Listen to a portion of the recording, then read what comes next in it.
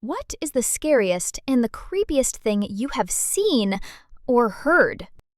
A group of friends was staying at this remote cabin that one of my friend's cousins owned. There were no roads leading to the cabin, and it was a good 3-4 day hike from where you parked the cars. I couldn't go at the same time as everyone else due to work obligations, so I decided to head up the same day, but later. It would mean I would have to camp for a night by myself, though. The latter part of the trail is too dangerous to be taken at night, especially by someone who doesn't know it.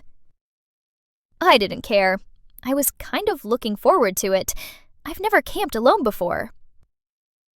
So I was in the middle of these woods when the sun went down. I got my camp set up in this small clearing, probably 40 feet across, got my campfire going, and pitched my small one-person tent. Did all that camping stuff like cooking hot dogs on a stick over the fire and s'mores. I probably stayed up for a good 2 or 3 hours after dark. It was mid-autumn, so the days were somewhat short. The entire time, I thought I heard shit moving in the woods on the edge of the clearing. I didn't think anything of it at first, because the woods are full of animals. But as the night went on, I realized that whatever it was just circling the clearing over and over. Once I started paying attention, it made 4 or 5 laps around before I decided to get up and investigate. The noise stopped as soon as I stood up, and I thought I heard something going away through the woods. I just shrugged it off, thinking it was some fox that was curious that got scared when I stood up. I decide it's time to sleep, douse the fire, climb into my tent. I start to doze off and stay in that half-asleep, half-awake state for a while. I normally hear weird shit when I'm in the state, so I don't think much of it when I hear a voice.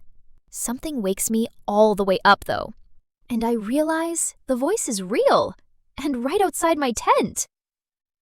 It's just above a whisper, and I'm not sure if it was another language or if they were just speaking English in such a way that I couldn't understand. I lay there for some time. I don't know how long, listening, waiting for something to happen. There is just enough moonlight to light up the walls of the tent so I can see when a hand presses into the wall of my tent down near my foot. This freaks me out, and I sit up quickly. Whoever was outside of the tent tore ass out of there, like running full sprint through the woods. I get out of the tent and shine my flashlight around and see nothing. I was expecting there to be a bloody handprint on the tent, but nope.